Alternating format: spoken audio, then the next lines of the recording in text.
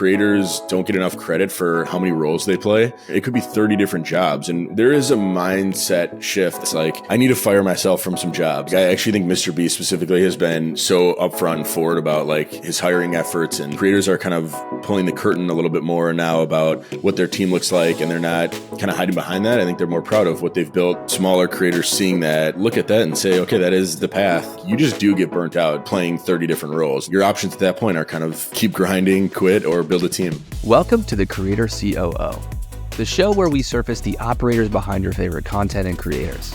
I'm your host, Matt Estes. Today, I'm joined by Marty Pesis. Marty is the founder and CEO of Vouch, a platform where creators can discover and hire the professionals who are creating the internet's most viewed and most valuable content.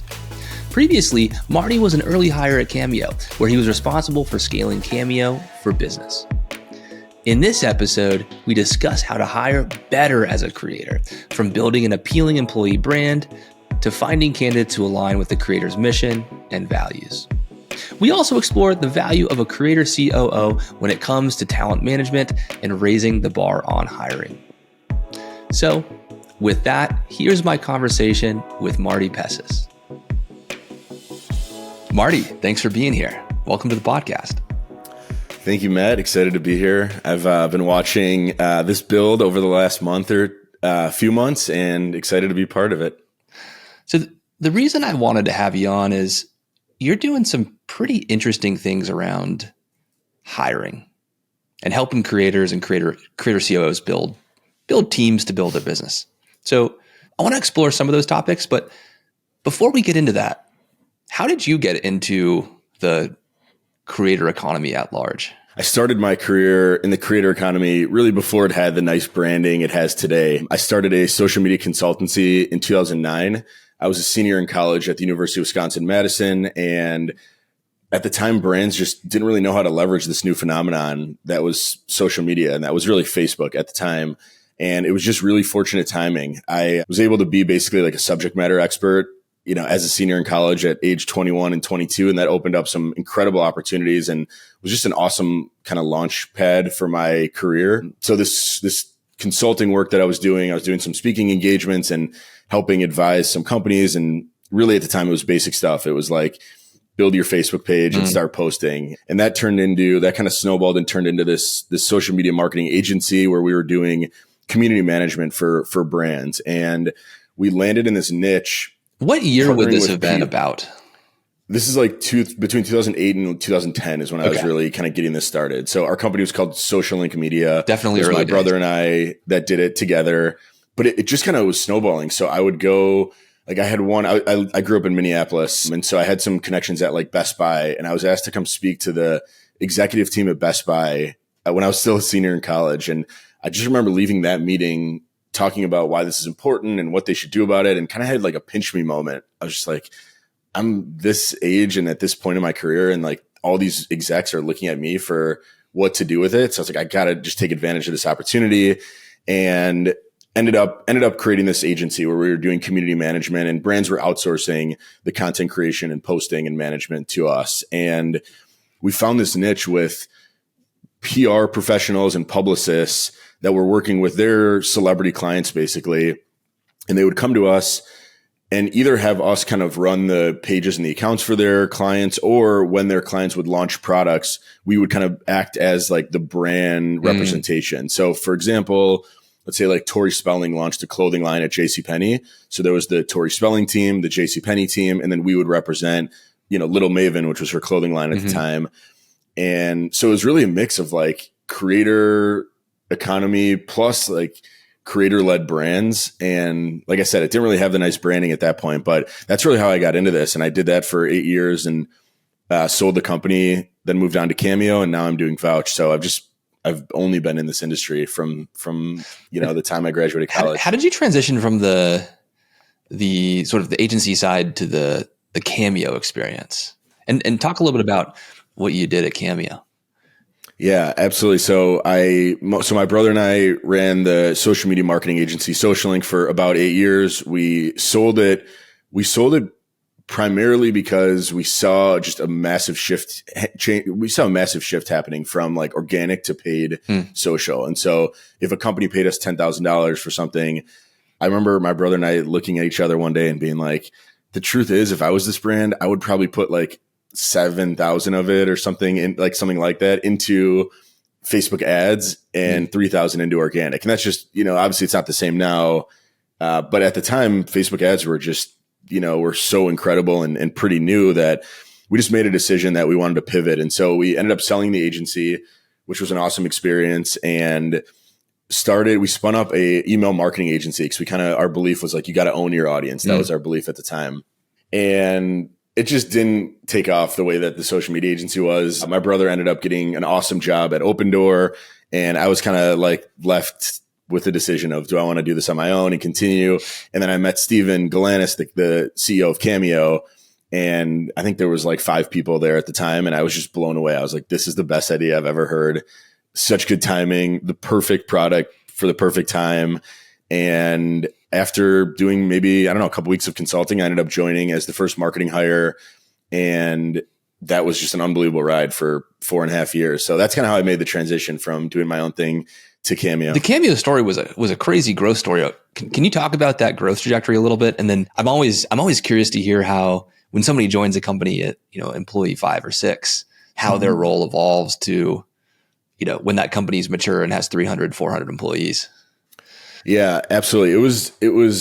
It felt like basically a rocket ship from the day I joined. I joined right after the seed round, and all the rounds followed very closely after one another. So it all happened very quick. But, I joined, it was kind of tasked with building out. Well, actually, my first initiative was find scalable acquisition channels at Cameo. So find people to come buy videos. And we really wanted to kind of prove out that we didn't need to buy ads to do that. We had this big community of creators and celebrities and all these people that could reach their fans. And so really the first, I would say, home run project at Cameo was building the talent promotion playbook. So how do we give something to these creators, to the talent that join Cameo, so they can then easily go promote to their own audience, because who would want to buy a Cameo video more than the people that follow you on social?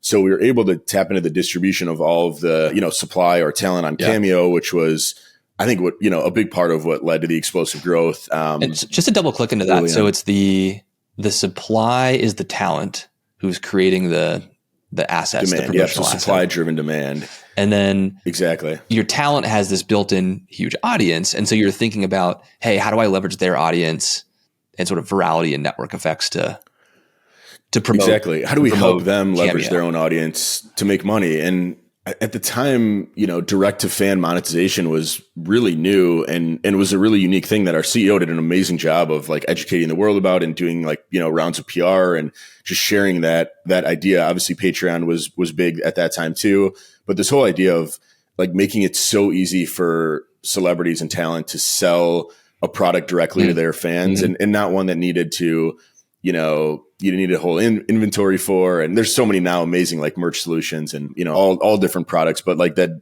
kind of digital product or digital experience at the time was, really unique. And a lot of the celebrities that we were working with, their DMs on Instagram were filled with this request anyways. So we would talk to these celebrities and they would say I don't know if we want to do this, or I would just do this for my fans for free. But then, we would have them open up their DMs and there was 50 of these requests. And it's well, why don't you just do this on a platform and get paid for it? Sure. And so early on, there was just a ton of traction. And then the celebrity would join Cameo, make $5,000 in the first couple of days and then text all their friends this is crazy. Yeah. I just made $5,000 on an Uber, into the city. So you had this incredible product market fit. You're able to go to a creator and say, hey, check out your DMs. People are already asking you to do this. So great product market fit. You're figuring out how to leverage the audience of the creator for distribution, this sort of the built-in audience.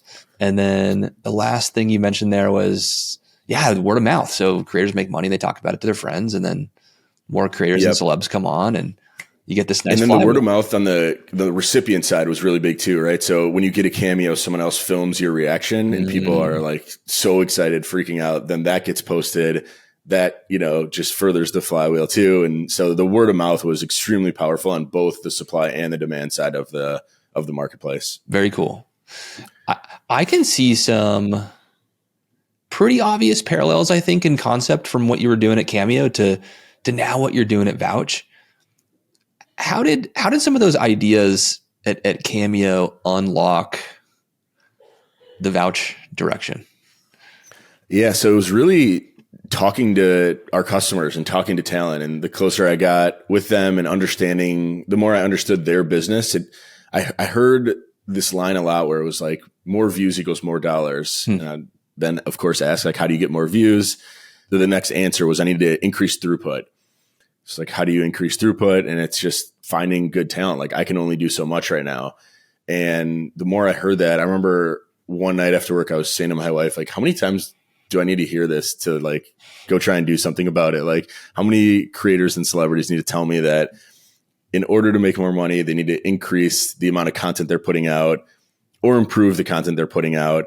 And in order to do that, they need to find great people. And they're kind of stuck at that point. Like, do I need to hear that 40 times or 50 or like, what's the number that, makes me want to go out and do something like that? And yeah, so that's really where the idea was born. But I always knew, I just saw the magic of that kind of supply driven demand model. And that was just so amazing. Like, I remember early in my Cameo experience, I would present like the amount of like what the promotion we were getting would cost if we had to buy that in ads, right? So it's like taking CPM numbers, let's say, and just sharing like this promotion that we're getting because we've aligned incentives is so powerful. And that when experiencing that, it was just not something I could ever shake. I was like, there's got to be other opportunities that I can leverage. Your point there is if you could take the organic reach and translate that into CPMs, if you were to pay for it, the value of the organic reach is very high, I imagine. Absolutely. And it's all because incentives were aligned, the pricing model and just the business concept was so on point. And, of course, too, developing that huge pool of, talent and celebrities and all the people on Cameo, there were so many other opportunities and things that we could build on top of that. So my kind of second half of my tenure at Cameo, I incubated a company inside of Cameo called Cameo for Business, which was like the B2B arm of Cameo. And the insight there was basically there's all these influencer marketing platforms. We have a very unique talent base. So our talent is very much like celebrity, nostalgic celebrity. It's not the same type of talent that you see on a lot of influencer marketing platforms. And so, then I kind of said, okay, let's take businesses who have huge social advertising budgets, which I knew well from my days at SocialLink, and, let's just kind of connect the dots here. So that was kind of the second half of my experience at Cameo. That was another kind of incredible ride, building that team from 0 to 70 people. How big did the Cameo for business end up being in comparison to the more consumer experience? It was when I left, the team was almost to 70 people, but I do have to call it like it was built on top of an already existing very large business, right? So like we did take it from 0, to a very large team and a very big business, but it was, we were kind of like, we had a great stepping stone. So it wasn't like starting a company from 0, which I've now learned from my Vouch experience, of course, that it's different, but we had a lot of people, we had a lot of customers at Cameo buying Cameos and just using them for business purposes. And so when I saw that in our, kind of in our Slack bot, flow of Cameos being purchased, that idea seemed very obvious too. It's just like, there's all these companies. Like I remember there was one person I think it was at Compass, the real estate company, who was just like so early and figured this out. I think his title was Chief Innovation Officer also, which I was excited about, but he was buying Cameos at the time for, big sales pitches when salespeople on his team landed, big deals, birthdays, important company meetings, like just all these business use cases. And so anyways, that's why we created Cameo for Business to solve that need. But that also is what gave me the confidence to go start a venture-backed startup and go down this route. It was like, I felt like at the time I'd kind of taken something from 0 to 1 after experiencing the rocket ship growth of Cameo. And it was just, it was time. And Steven, the CEO, and the president, Arthur, and all the leadership team was incredibly supportive, and it was a great transition. What is Vouch, and what's the main problem that you're trying to solve for your customers? Yeah, so our mission at Vouch is to empower creators of all sizes to find the talent they need to grow their business. Anyone who's ever built a business knows it's all about the people, and creator companies are no different. It's, the right people filling these roles just aren't aggregated in one central place yet. If Google wants to go hire a salesperson, LinkedIn is a great solution for that. But that doesn't exist for script writers who really understand YouTube, or, thumbnail designers or editors who understand retention editing and storytelling, for YouTube specifically and for all these social channels. So, we're answering that call. We're building that company and helping these creators grow through people. I want to go back to something you said earlier, because you made the point that when you were at Cameo working with these creators, you kept hearing over and over that their throughput was bottlenecked by the people they have involved. And I feel like that's an interesting observation in comparison to something like the tech industry, where, Cameo being one of those tech startups, I think there's this sort of meme in the tech world that a lot of companies, well, at least in the last decade, maybe it's less true now, but companies were sort of bottlenecked by their capital, their access to capital. And then I look at creators, and that's generally doesn't seem to be true. A lot of creators are fairly profitable businesses. They're cash flowing, but it does seem to me that they are bottlenecked by their ability to access quality talent. So how do you solve that? I guess first is, do you agree with that? And then second is, how do you solve that problem? Yeah, I think there are not a ton of tools out there that make it easy, and most business problems have a lot of options to choose from as far as how you want to solve these tools, right? Payroll and, scheduling your marketing content and any business problem you can think of. There are a lot of tools out there that do that. So I think that's the gap we're trying to fill right now, certainly. So helping make that process easier. There's a large education gap too, and knowledge gap that we focus on. But ultimately, I think creators don't get enough credit for it sounds cliche, but for how many hats they wear and how many roles they play. When I actually think about a creator and break down all the things they're doing, it could be 30 different jobs. And when I talk to and work with big creators, they've broken those roles out into 30 or more different jobs. So it is happening, of course. But yeah, I think creators in their early stages of their journey are just doing so many different roles. And that leads to you being very scrappy and very capable and just able to get a lot of stuff done. But there is a mindset shift that I'm actually seeing happening pretty quickly right now. That's I need to fire myself from some jobs, to really scale this thing and, avoid burnout, and to scale, I need to fire myself from some jobs. And that I'm starting to see that be more accepted right now. Why is that mindset shift happening? Why now and why not a year ago, 2 years ago? I think the big creators are leading the way on that front. I actually think Mr. B specifically has been so upfront and forward about his hiring efforts. And I just think creators are kind of pulling the curtain a little bit more now about what their team looks like. And they're not kind of hiding behind that. I think they're more proud of what they've built from a team perspective and a business perspective. And I think that, smaller creators seeing that, look at that and say, okay, that is the path. I also think time is a big factor in this. You just do get burnt out playing 30 different roles. And so your options at that point are kind of that's an interesting point. Yeah, I guess this wave really got going in late 2019, early 2020. And so, yeah, maybe it just took a couple years for people to burn out and get to a place where pain is what motivates you to change, right? So maybe the pain had to get so bad before people would take action. Yeah, absolutely. And I think it's a combination of just that pain and feeling like burnout is happening, and then seeing the light of these huge creators actually do have full teams and they've figured this out. And I think the combination of those two things has just led to this openness. And now it's about educating people how to do it well and building tools to make it easy. Okay, so you talk about educating people to do it well. You talk about this knowledge gap. You also mentioned, it sounds like Mr. Beast maybe is one of those people who's helping to fill the knowledge gap a little bit by talking about how he solves some of these problems out loud. What's the knowledge that's missing? I think hiring and building teams is not easy.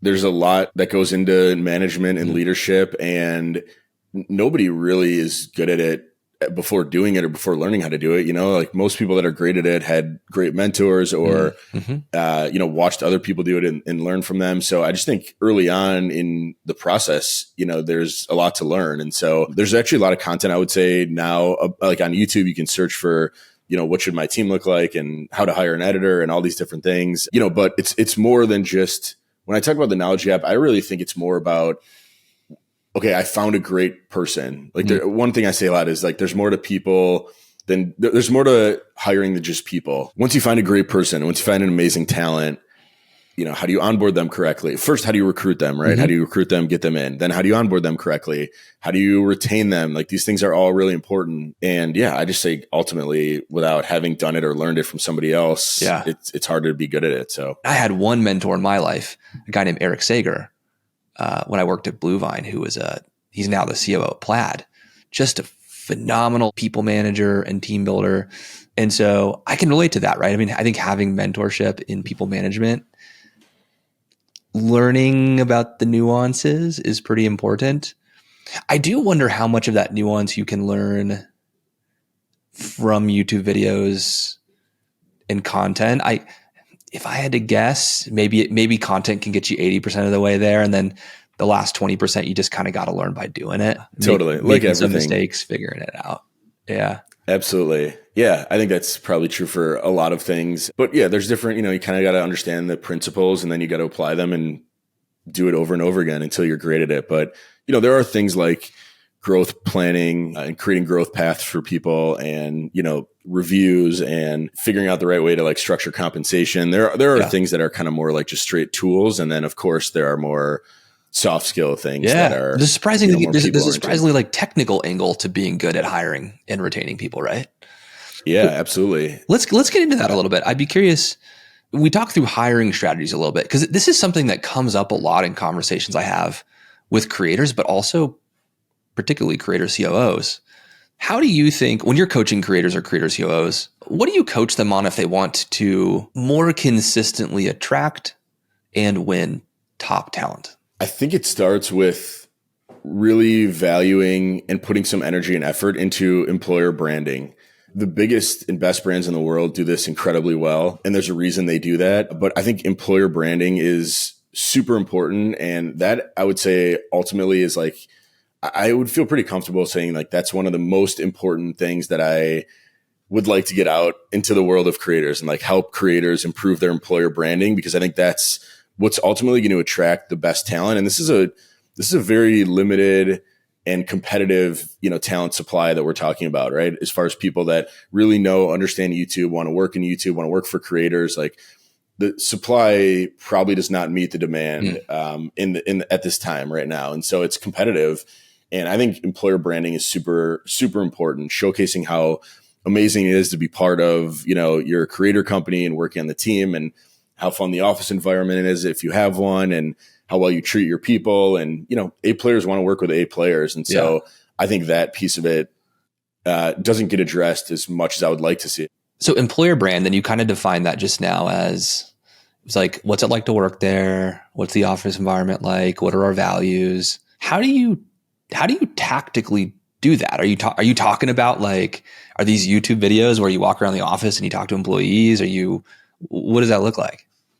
Yeah. I mean, I by the way, would look at companies like Nike and, McDonald's or whoever has like kind of the best brands out there in the world. Like that's who I think the creators should aspire to match and mimic. Right. And surpass too. They have an opportunity to do that, I think. But, I really like to remind myself that creators are companies, they're small, medium-sized businesses. And so that's who they should look at, to get inspiration. But yeah, I think absolutely. Like there's these, kind of like a pulse and sustain model here too, right? So like a day in the life video is an example of something that could be posted on a regular basis to a company's LinkedIn page or any social media channel. Sure. But then there's also these big pulses that you do. So like recently we did a big drop with Yes Theory where they launched, I think it was like 5 or 6 jobs at a time. And so the message there is more like, we just hit a huge milestone in terms of number of followers. We've been growing like crazy, and we have big plans for next year to help get us there. We need more good people. And so, go to our careers page, learn more about us, see the roles that we have open now. But also, if you just have an idea and you're passionate, pitch us on another job. Tell us how you can contribute and what you can do. But I think the combination of that, like kind of pulse and sustain of doing it on a regular basis and then having those big drops and big open opportunities for people to kind of break in, I think they're both very important. Okay. And having a great employer brand is just so beneficial for so many reasons. Obviously, like you said, attracting the best talent. It's a lot less expensive to have an attractive brand and have people coming inbound. If you have good talent coming inbound and wanting to work for you, it's a lot less expensive than paying recruiters and sourcing in general. You also find better culture fits that way. People that are proactively coming to you that want to work for you and for your company, they likely, have consumed your content. They have ideas about your content. They care about your content. Those culture fits, that to me is a huge, huge part of all this too. And, ultimately building your employer brand kind of builds your inbound recruiting funnel. And that to me is the best way to hire if you can do it. So is that one of the underlying, you talked about these pulses with Yes Theory. I think you said you had like five roles and you had a narrative around that. And help me understand so Yes Theory is working with Vouch and they're promoting these roles in the story to their audience, the viewers of their general videos. Is that right? Yeah, exactly. The kind of the idea here is you really want people who care. I think I don't know exactly whose line it is, but you hire for attitude and train for aptitude, right? So it's finding people who really care and are going to work hard and grind and just come in with like kind of built-in ideas and perspective about your content and your brand and all of that. So in my opinion, those are the best people to hire. And it's pretty rare that a small business has, millions of people that feel this way and feel this level connection to a company or to a brand, creators in this point. Yeah. So I think that's the first place you start is, can we find amazing talent inside our audience that really wants to work for us? I think that's so Yes Theory has this big structural advantage. How big is their audience about? Do you know? Yes Theory, I mean, they're huge across all their channels. Tens of millions on YouTube. Yeah, maybe? Yeah, absolutely. Well, there's going to be just on YouTube alone. I think they're almost to 9 million on YouTube. But then of course when you add in all the channels and they have a big Facebook community and Discord server and they've got all the channels. And so the part of the thesis there, it sounds like, is then that there's going to, within 9 million on YouTube, let's say, invariably there's going to be some good operators, some editors that understand your brand and really care about that's the pool to pull from if you can. Yeah, that's where you start. Certainly. I have a hard time believing, if somebody needs an editor and you have 10 million people following you, I have a hard time believing there's not, one good editor in that pool. I think in any 10 million person pool, there's probably a good editor, but I think it's also about finding people that are, let's say, above the line skill set wise, and then index way high on passion and caring and all the passion based items, right? Like caring, ideas, knowledge, understanding of the niche, understanding of the content. We're working with another creator right now, Court Reezy, who said the other day, she was like, I really need somebody who understands my comedic timing and my approach. And, she's hilarious, but she's hilarious in her own way. And I think she's worked with people in the past that, may or may not be funny, of course, but it's like, are you funny in the way that I'm funny? And, have you watched enough of my content to know what I would think is funny? I have another creator that comes to mind that shares like deeply personal content and they're willing to go there. Maybe some other creators aren't, but it's really important that an editor knows, like,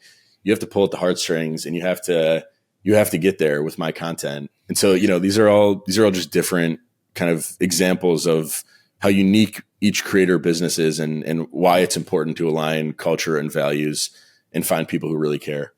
How well have you found that tactic of going to your audience works to hire creative type talent versus, say, more operational type talent? Is there a difference? I think it's important for both. I mean, I think it'd be important for any company. Like if you had the choice between two people who have like similar skill sets, I think you would always want to choose someone who's super passionate about, your company and your brand and your niche. So I think it should hold true. Creatives probably come in. Well, I was going to say creatives, maybe it holds more water, but I don't know. I don't really think it does. I think it's just an X factor and it's a super unique opportunity that creators, like I see creators as small businesses And there's, like I said before, there's just not a lot of small businesses that have 10 million plus like passionate fans. It is like it undoubtedly seems like a big structural advantage for creators and creator holdcos. You mentioned earlier that there was a big supply and demand imbalance. So there's a lot more demand from creator holdcos, not enough supply. And so, you can go to market and you could promote your employer brand, but ultimately you have to win the talent. And there's a little bit of like a zero-sum game. Like there's a lot of creators, I'm sure, competing for the same top editors or competing for the same top operators. Are there any tactics that you've seen creators or creator COOs bring to bear to win in those talent battles disproportionately?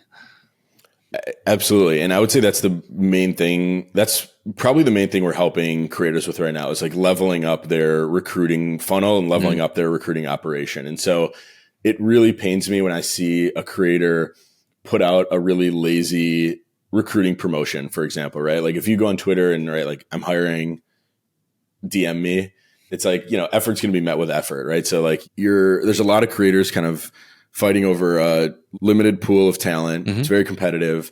And then you come in with like a very kind of lazy or like low end effort to try and attract people in. Like you do have to do this well. And obviously creators are incredible at creating content. So like, this is not out of the realm of possibility by any means. It's just, I think, helping creators build a funnel that leads to great hires is kind of the vision of Vouch, really. We want to level up every step of the process. So, step one being that creator promotion. Where do human recruiters come into play, or do they? They do. So let's say in this inbound funnel, let's call it, there's let's say 4 or 5 steps maybe to this inbound funnel. And obviously each one is customized a little bit to the creator and to the role. But, you go out and promote. Well, first you have to get all the assets together, right? You write the job descriptions. Let's say you map the org, you write the job descriptions. You think about your ideal candidate fit, all that type of kind of pre-launch work.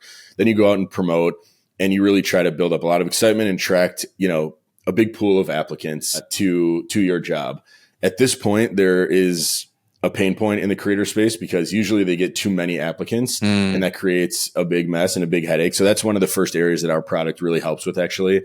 We help you whittle down and, kind of screen people to get to a pool that is like worth pursuing or exploring, right? So, you want to get as many applicants as possible. I think it's really important to keep that funnel at that step. You want to keep it really wide. You want a lot of applicants because then you can be more selective as you go down. If you get 50 people, you're going to start flexing and compromising. If you get 5,000, you're going to really be able to be selective about it. So first you want to get as many people as possible to apply. Then you go through kind of a first screen and ultimately get it down to usually either an interview or a sample project. It's important to us that sample projects are paid. It's not about free work. It's about, giving people an opportunity to show you what they got, but doing so in a way that's fair. So usually the next step is either interview or sample project. So this is like if you're hiring for an editor, you give them a task, you pay them for the task, but really ultimately the point of it is to demonstrate their ability and fit and so on.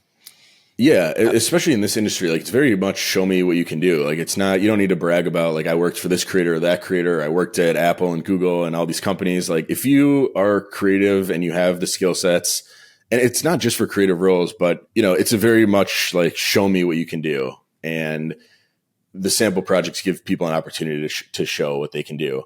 But this step happens in every role, really. Like, if you're hiring salespeople, you ask them to do a mock sales call or, it's any role at some point does a project. I think it's Dan Martell who has that line. I don't work with anyone who I haven't already worked with. And, it's like you got to do that step, I think, to really get a feel for the candidate. And really important is understanding the why behind the decisions made. So let's say you're looking for a thumbnail designer. If the sample project is here's some raw files, design a thumbnail, that doesn't really get you what you need to know to make a quality hiring decision. You do really need to understand the why. It's like, I put this here because of this reason, right? And that should help you understand if they can do it again and again and again, right? So like if somebody says, I'll use a video editor as another example here, but if the project is make a minute long video and explain why you made the decisions you did, you can see people, they'll jump in and like, well, the first 5 seconds is the most important. This is the intro or the hook, right? So here's what I did for the hook. I thought it was really compelling.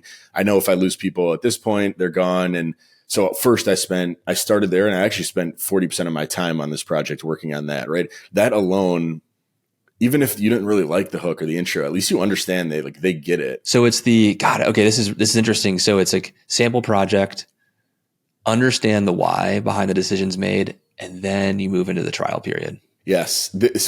I really developed this strong feeling around a TikTok video that I saw. Maybe it was like a year ago or so now, but when Dave Portnoy from Barstool launched his watch company, Brick Watch Company, there's a TikTok creator, Schwinnebago, who launched the TikTok video, posted a TikTok video that basically broke down the brand. He was like, the logo is bad. Here's why. The Instagram page sucks. Here's why. The website sucks. Here's why. And I got through half of that and I was like, okay, yeah, he made a lot of good points. But then the second half of the video, he was like, and here's what I would do differently. And here's why. And so he redesigned the logo. It was basically a tear down and a build back up with him on a green screen explaining all this. When I watched that, I got to the end of it and I was like, I learned a lot. I'm fully ready to hire him to do our branding. And I was like, you know what? Like that whole final round interview that usually takes 45 minutes or an hour over Zoom with 4 people, like just got condensed down into a 60-second TikTok video. But that kind of blew my mind. And I was like, that is the way to test, especially in creative roles. But it was the fact that he didn't just say like, and here's a better logo. It was like, here's why I don't like the logo. There was an element that he said, when you shrink down all the way to a watch face, you don't even notice that element. So like, why would that element be in the logo? And like things like that, I was sold on. The rationale. Expert.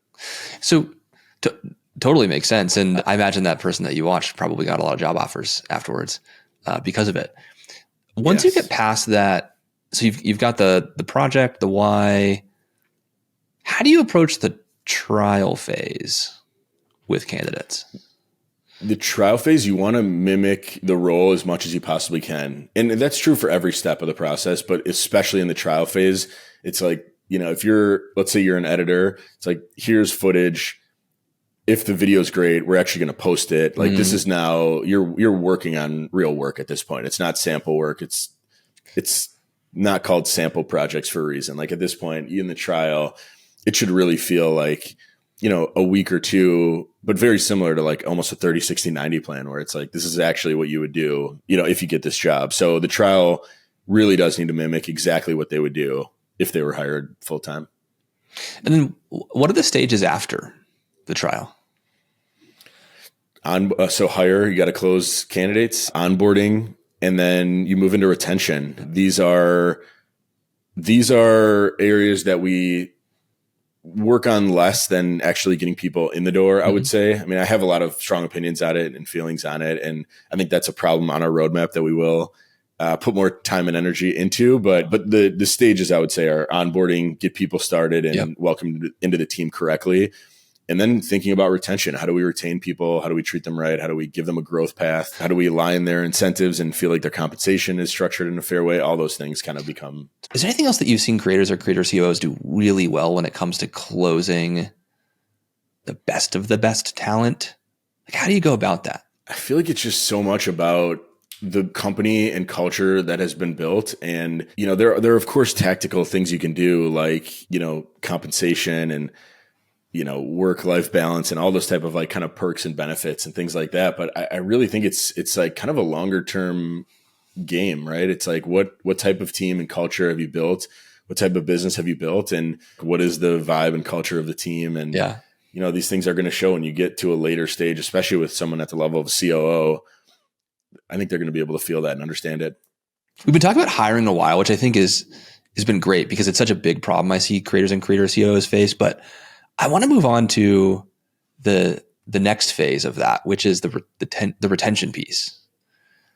I've probably talked to 20 top COOs, creator COOs in the last 2 weeks or so. And I hear over and over again from creator COOs when they step into these creator holdcos that more often than not, culture and retention of top employees seems to be a problem. What's your diagnosis of that? My initial thought would be they didn't have a creator COO in place, right? There wasn't someone to prioritize that and manage that.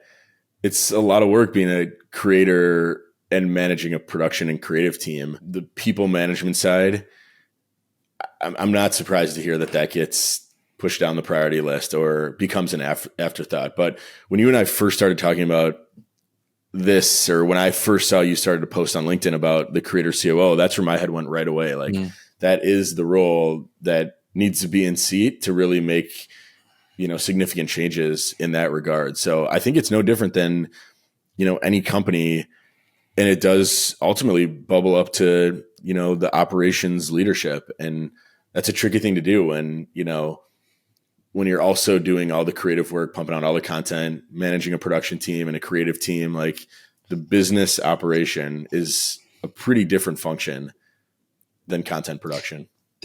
So you would chalk it up then to, I guess there's the skills piece we've talked about a little bit about around people management, but then just time and attention. It's like you need someone who's dedicated to thinking about this regularly. Is that kind of your bent? Totally. Yeah. It's like, it's got to be, obviously it's like, what gets measured gets done. So like ultimately it's about, figuring out how are you going to measure employee happiness and employee satisfaction and, all those things, of course, but there needs to be an owner to this, right? Somebody at the company needs to really be owning that and responsible for it and thinking about it. To me, the COO gets the whole team and machine operating fluidly, and you can't be losing people left and right if you want to achieve that. How do you describe, I know you've probably written the job description for the COO a handful of times or talked through it. How do you define and how do you think about the primary responsibilities and where does people management fall into that? So I think the job description for the creator COO varies depending on the stage that the creator is at and the set of problems that they need to solve. There's kind of a pattern of earlier stage in the creator life cycle to later stage. And then the problems that creators need to solve tend to be pretty consistent depending on the stage of the business. So like, are you very, very early as the creator and you're really just thinking about how to build your rented media audience? So like your YouTube, your Twitter, your Twitch, whatever. Are you a little bit late, are you a bit later on from that? You're thinking about how to build your own media audience, like you building a free community, a newsletter. Are you thinking about how to funnel your audience in, right, to somewhere else? Or, are you on the other end of the spectrum, the very advanced, which is like maybe you've got a holdco. You've built out 2 or 3 subcos that are monetizing, generating revenue well, and you want to think about what I call making the jump. Maybe you want to launch a SaaS product or a services business, or you want to go the CPG direction. All that being said, on average, most creators can be mapped to more of a visionary type leader. And then on the creator COO side, you have more of the orderly, conscientious, process-oriented type. But that's kind of true throughout all the stages. And then to your point about time and attention, I do see a lot of, I think, the creators, they're visionary. So they're maybe more the 30,000 foot view instead of the 3,000 or the 300 foot view. That can be a problem. And then just time and attention, right? They're so focused on creating content.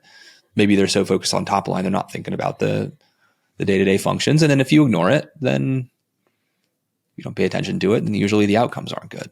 And so when I have these conversations with creator CEOs, it's not, as you said, it's not surprising that over and over the culture and retention thing comes up. I do think it's important to focus on because, and I see this in the tech and software world too, the cost of attrition is so high, and it's a really sneaky cost. It's like not a cost that you as a visionary creator might think about, but if you really drill down into it, right, you start thinking about like how much time and effort you have to put into employer brand and attract the right talent, and then how much time it takes to onboard somebody. In most cases, you're not getting really good work out of people for 6 months. So that's cost that you're eating, and so it's a sneaky cost. Part of my thesis is that the creator CEO is a big part in solving this problem, attracting and retaining top talent. It's also, I think, hiring a really good creator COO is actually a signal to the market that like you as a creator are thinking about doing really big things. I think you can look at Zach Miller and Jesser as an interesting example of that, right? You see someone like Zach join the business and you're like, okay, Jester's doing something big. There's something here. One of the things that comes up over and over again that I personally don't have a ton of experience with is perhaps the unique set of challenges in managing creatives. I've managed hundreds of people in my life, but not a lot of creatives. That's the other thing I think that creators have to think about when hiring a COO is like, are they coming from a background where they have that experience? And I could see a world where if you hire the wrong COO who's not great at managing creatives, that's a key part of the job description. You might actually make your retention worse. Your attrition might actually increase. So yeah, it's a great point. All the business opportunities that open up from having a great staff and a great team, it starts with building and keeping that team, right? So I think it's a really good point. It's an interesting point. I've seen a handful of orgs where it's kind of set up like a creator COO, and then there's like almost 3 like department heads for like, let's say like creative production and business. That's an interesting way. Maybe if your COO doesn't have a ton of experience managing a team of creatives, you can, kind of build departments almost like that, or teams in that sense. But of course we're talking about creators, in that probably second or even third stage that you outlined. Yeah. Yeah. That's an interesting way to solve the problem. Some insurance, have a creative manager. I think that's right. The other topic that comes up a lot that I think is related to retention is compensation. How much have you thought about the sort of compensation, and in particular compensation that's aligned to performance of the business and the individual? Yeah, I think it's becoming more and more popular, rev shares, and especially just because of how straightforward, similar to sales where there's just such a clear dollar amount, like, especially like you're on YouTube, you can do percentage shares there pretty easily. And it's a very straightforward number. Obviously, I'm sure you have so much experience with this, but as soon as it's like the more complicated your sales incentives are and like, your structure is, the more it just kind of gets you down this, like the path that going the wrong direction, right? Yeah. Like you want to kind of keep it simple and straightforward and easy to understand. So I think that obviously is a really key and important part of it. It's tricky though, just because of how many people are involved in putting together great content, like especially for the bigger creators, there's, there can be 10, 20, 30 people involved in producing a video. And, I think that's kind of unique too. Like I'm sure that's not what you see in sales orgs very often, where there's that many people involved in closing a deal.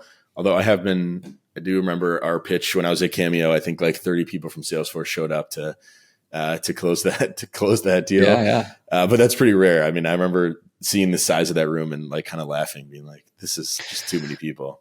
The disconnect that I see fairly often, I've advised a couple creators and CEOs on this recently. This specific topic is, I think the way most like compensation is set up in legacy creator holdcos tends to individuals and managers, from the bottom up tend not to share in the upside. And so I hear a lot from creators and CEOs like, why doesn't this person in the business care as much about the outcomes as I do? Like the answer is obvious. I mean, their outcomes are not the same as yours. The answer is obviously not as easy as just saying, hey, you're not like Oprah. Here's a profit. There's a profit, right? You've got to run a business. And so you can't just, you can't throw money around like a crazy person. But I do think there's a thoughtful way to, particularly with profit share, I think, most creator holdcos are profitable businesses.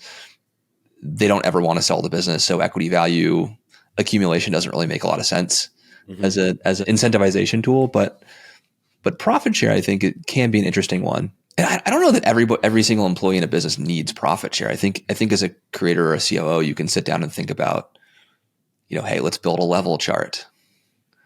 Let's think about who the key employees are, the folks that we really care about retaining, and then build out a program. It is interesting you bring up. It is different. That is a tool that creators don't have that tech companies have, being able to give out shares and, slices of equity and things like that, just because the goal is, an outcome, an exit, an acquisition, an IPO, whatever it may be. I have thought a lot about that. I don't have a great answer for, what can replace that. Obviously profit sharing would be the first thing that comes to mind, but that is definitely a really important toolkit to attract incredible talent at tech companies. It's a little bit of a disadvantage that creators have, that aren't able to do that. And they are fairly complex to set up and manage. And so in most cases, I don't see creator holdcos doing this by the COO. But if I were a COO coming into the business and thinking about culture and retention, one of the first things I would look for is just, how can I pay for performance? It's complex, but it's an interesting problem set to try to solve. Yeah, I agree. But I think you're on the right track with it as far as, assigning it an owner, having someone really responsible for it. And like that to me, just is that's the first step. Clearly. It's like, if this was what I had to think about, if this was one of my core pillars as a COO, which of course it is, that's true for any business, not just creator businesses. But I think like kind of assigning it ownership is where it all starts. And then I think over the next year or two, a lot of creative solutions will probably come to light given the rise of the Creator COO and the work you're doing to help, really like kind of label this and like aggregate this idea. And I think just a lot of great approaches and kind of processes will come from you bringing a lot of this to light. I appreciate you saying that. So we try to wrap up these conversations with one or two really pointed pieces of advice for our audience. And our audience is typically creators and creator COOs. And so the first question I have for you is, what's the one most impactful piece of advice you would give to a creator who's trying to win top talent for their business?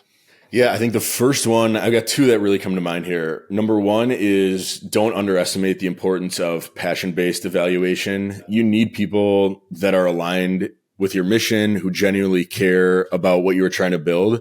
And creator companies are a lot like early stage startups. It's a real grind. You can't mail it in. I think that acknowledging that and building your recruiting process and your hiring process around identifying people who are passionate about what you're up to and what you're building is extremely important, especially on creative roles and production roles where it seems like you should be evaluating a video editor on how good are their skills and like almost exclusively that. I think it's more about finding people that are above the line skill set wise, but are super passionate, care an extreme amount, and are aligned with your values. So to me, that's the first one, is don't underestimate that passion-based evaluation in the process. And then the second one would be think long-term about recruiting and hiring. I know you probably have a burning need to get a thumbnail designer in-house or, an editor or whatever role it may be, but you want to think about your employer branding over the long haul and how do you showcase that so really great people are attracted and really want to work for you and be part of your team. So it's not just about sending out that tweet or posting that job somewhere. Think about it as a long-term game because you are going to get some incredible people coming inbound. You have a large audience and leverage that large audience. Those people are passionate and they care a lot about you. And yeah, it's a huge asset that you don't want to miss out on. I love that. I love that advice, especially the bit about you've got a burning need for help to fill a role right now. If you're a creator, think about this as a long-term investment because you're going to have more of those burning needs in the future. So invest now, make it easier on yourself in 3, 6, 9 months. I love that. There's one piece of this too. I know the Creator COO, and maybe correct me if I'm wrong here too, but I think the Creator COO, it kind of assumes that the creator is at a later stage in their journey. We at Vouch work with a lot of creators who are earlier in their stage. And I wanted to ask you about this because I had a note written in before we wrap up. What stage and when do you think it makes sense for someone to be thinking about a Creator COO? Because a lot of times what I see is early on, it's about finding someone to take some of the editing work off your plate and then, Sure. and then maybe some ideation. And it's a lot of the more like production roles. So at what point, do you think it makes sense to start thinking about more of a business oriented and COO based role? Yeah. So I would break down the stages in the creator lifestyle. And there's multiple frameworks to think about this, but I'll break it down in a way that I like for the purpose of this question. So I think stage number 1 is you're focused on building your audience. Stage number 2 is you're focused on monetizing that audience by selling the attention. So this is like programmatic ads, brand sponsorships, mostly ad revenue. Stage 3 is you start thinking about owning the audience yourself. This is like free communities, newsletters.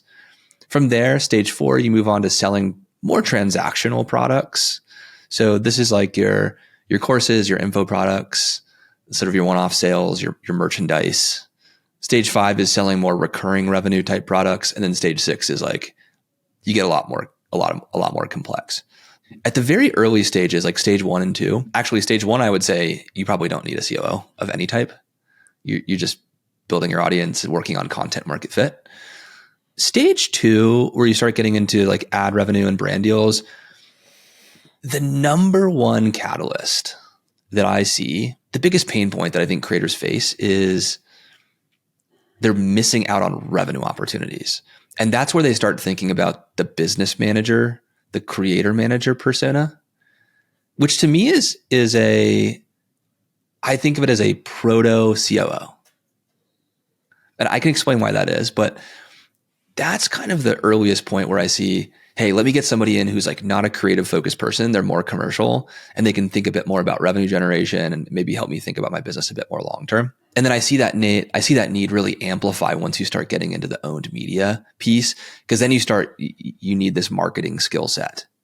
The business manager is an interesting persona because I do see a lot of COOs. Once you get to like stage 4, stage 5, a lot of those COOs they tend to be business managers who maybe they've grown with your business, they've earned your trust, they've gotten some wins, and you think they can scale.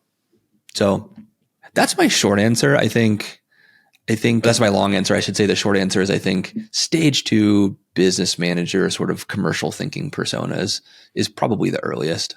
And the catalyst is like, I'm the creator and there's revenue in my inbox and I literally can't answer the messages in my inbox. I need someone to help me with. One follow-up question to that or extension of that is, you mentioned business manager is like agent manager, like that type of representation is like having it out of house versus in-house. Is that kind of a similar stage, and what are the factors that you recommend there? I think about it as, so there's certain problems you're trying to solve or like jobs to be done. Business managers can be full-time employees, but more often than not at that stage, they might be more of a fractional provider. Maybe they take a revenue share or a commission on the business they help you close. But yes, I do see, talent. I do think talent managers and agents can fill that role. And more often than not, I think they are. I think maybe 2-3 years ago, talent managers and talent agents were a little more transactional in their thinking. I've seen a lot of great ones become more long-term optimizers. And that's really what I think what you want as a creator. And then some of them are actually evolving into full-time COOs, which is pretty cool to see too.